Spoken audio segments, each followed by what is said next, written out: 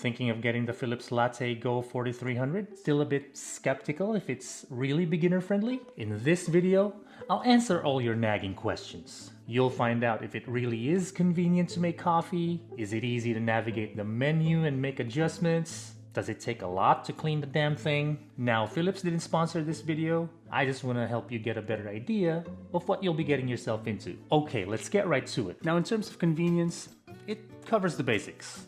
You can make an espresso, a black coffee, an Americano, and the milk-based coffees, cappuccino, a latte. In fact, it offers a total of 8 options, which additionally includes the Cafe Au Lait, which is basically a drink that is equal parts coffee and milk that's slightly frothed. The Cafe Crema, which is kind of a lungo but a bit bigger, and you use coarser grounds. Now I'm wondering if it actually makes a proper Cafe Crema, because you would actually have to adjust the grinder to make coarser grounds. Anyway, moving on. And a ristretto option. I'd say the 4300 is a good offering. It's not 14 like my experience with the DeLonghi Revelia, but it's a lot more than what the Magnifica Evo offers. And in terms of the actual experience of making a cup of coffee, I looked at the amount of time it takes to make a drink and the number of things I had to do to get there. So in terms of black coffee, from turning the machine on to having the cup in my hand, it took me about 1 minute and 56 seconds to make. And I only had to do 4 things, which is turning it on, putting the cup under the spout, choosing my drink, and pressing play. With making a milk-based coffee, on the other hand, which in this case I always use a cappuccino.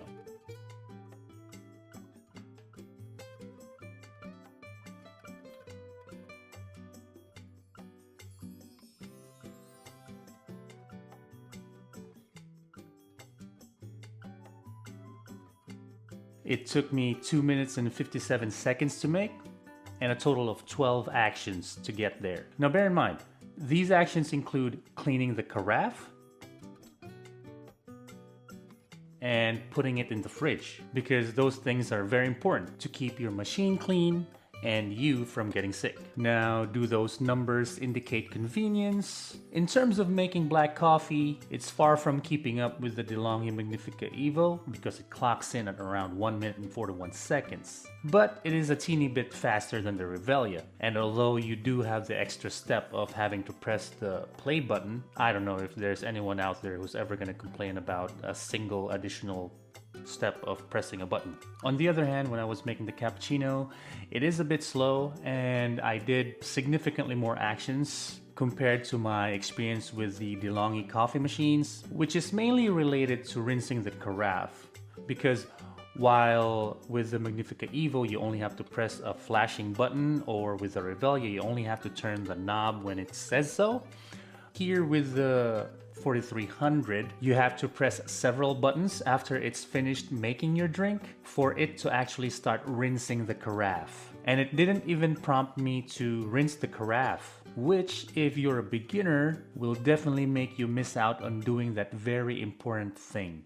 Now let's talk about customizing your drinks. Is it easy to make adjustments? I look at the 3 main aspects of customizing a drink, which is adjusting the intensity, adjusting the milk and water quantity, and adjusting the temperature. With the 4300, adjusting the intensity and the water and milk levels is actually very easy, because once you select the drink, it will always show adjustment meters on the screen. So once you make a selection, you immediately have the option of adjusting the intensity to make it stronger or weaker, or adjusting the water and milk quantities. Very efficient. And with regards to the milk and water quantities specifically, it also shows the exact volumes, which is really cool. That's not my experience with my DeLonghi Magnifica Evo and Revelia. And if you have your own profile, yeah, you can have your own profile. It's cool like that. It will automatically save the settings. So the next time you make the same drink, you don't have to adjust the scales anymore. It's really awesome. It also has an extra shot function, which, if you've been following my channel for a while, is a major plus for me. However, it's only available to the black drinks. You won't have the option if you're making a milk-based cup. I'm a cappuccino guy. Such a bummer. I don't know why they couldn't just add another column on the screen. Anyway, in terms of adjusting the temperature, it's really easy. Just go to settings, look for the word temperature on the menu, and then select from low, medium, and high. Pretty standard actually. So how does customizing drinks with the 4300 compare to my experience with the other coffee machines I've had? I really love that it shows the exact volume options when you're trying to adjust the water and milk. I honestly got excited when I saw that. Like I said, you can't see that with the Magnifica Evo or the Revelia. And I actually like the immediate offering of the adjustment meters. I think it's efficient. I like that. The profile feature is good. The Revelia is slightly better, mainly because you can have up to 4 profiles and you can change the name of each profile. But that's about it. It's kind of annoying that it keeps asking you if you want to save a change that you just made. Now I'm starting to feel like that part is overkill. But most importantly, why no extra shot with the cappuccino, Philips? Like, really? No! No! It really does add a huge layer of convenience. Now I'd have to wait for my cappuccino to finish, press the espresso button, and again wait for it to finish pouring an espresso. Precious seconds that I'll never get back. Now focusing on the menu panel, so is it user-friendly? I'd say that it is. All the drink options are right there in front of you. If you want to make an Americano, just press that button and then press the play button. And because it immediately gives you the option to make adjustments, like I mentioned before, it completely eliminates the guesswork. If you're using the machine for the first time, you'll be just like, oh, it's right there. Easy. And if you want to make mechanical adjustments like reducing the auto off time or adjusting the brightness, or restoring it back to factory settings, you just go to the settings, sift through the options, and you'll find it there. It also offers a huge array of languages if you don't speak English, way more than what the Revelia offers. So that's cool. And I kind of like that there's a separate menu for all the cleaning tasks. So if you need to descale or clean the brew group, for example, you know that you simply have to press that button so that you can get started, as well as leading you to do things that you would want to do. And when you make a selection, it asks leading questions that are easily understandable. It guides you to doing what you intended to do. Okay, let's talk about cleaning and maintenance. Does it take a lot of effort? So my way of evaluating the user friendliness of the cleaning and maintenance aspect of a coffee machine is looking at, for me, the 3 major cleaning tasks that I need to do, which are cleaning the milk bottle, descaling the coffee machine, and cleaning the brew group. So in terms of the milk bottle or the carafe, whichever you like to call it, it's actually the easiest one that I had to clean compared to the other coffee machines I've had. Mainly because there's only 3 components, so it's easy to dismantle and scrub every bit of it. There's not much nooks that I have to actually deal with. In terms of descaling,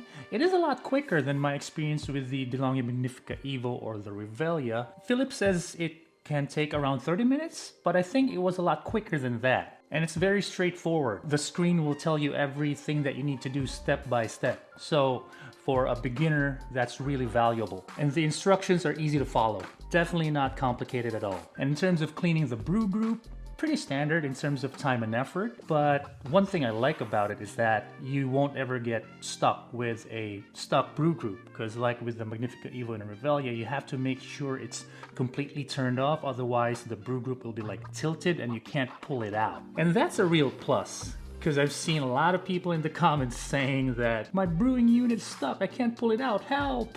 So yeah, now the responsibility of needing to lubricate the brew group monthly is kind of a letdown for me. I mean, I'm all for it if it's needed to ensure the quality and performance of the coffee machine. I'll do it gladly, but I didn't have to do that with my DeLonghi coffee machines.